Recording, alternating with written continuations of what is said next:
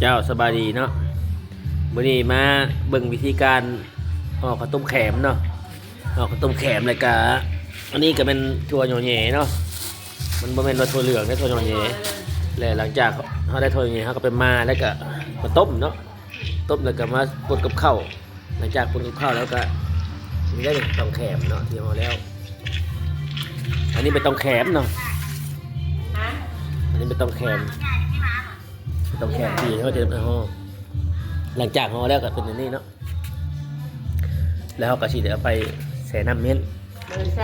มือเช้าบ่ต้มเลยต้มรสบ่อั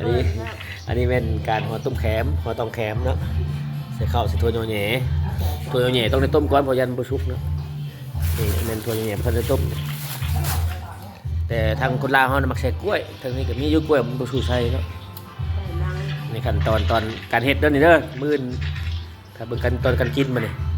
เกี่ยมใช้เดือน3 คำมาเด้อเนาะน้องเอาเนาะคำคุณเด้อคำคุณปลาใหญ่นั่นนี่เด้อ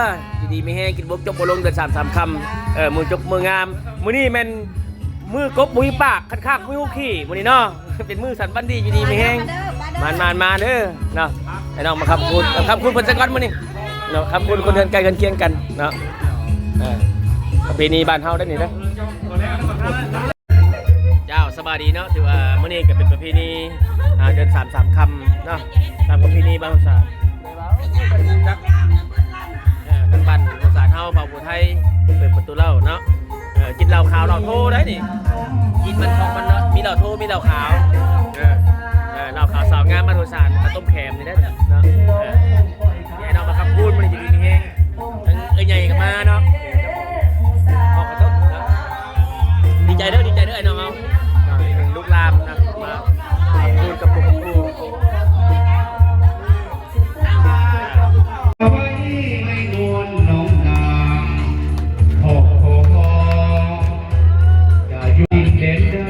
อันนี้เป็นสีสันบรรยากาศเนาะที่ว่ากำลังเริ่มครับคนซื่นขอบใจเนาะไอ้น้องเป็นมิตรสหายที่มาร่วมทำความสามัคคีในงานประเพณีเปิดประตูเหล้าของครอบครัวไทยเดือน3 คำในวันนี้เนาะน้ำใจไหลมาดันขอให้น้องเจ้าจงสงสารอย่าปล่อยให้เลยผ่านแดนสวรรค์แห่งนี้ไปไกลเวียงจันทร์สวรรค์สุดยอดเสียงดีบอกว่าแต่อายจะมาผู้เคียงดวงใจ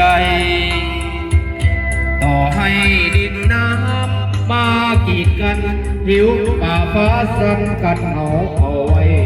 หักดองห้ามได้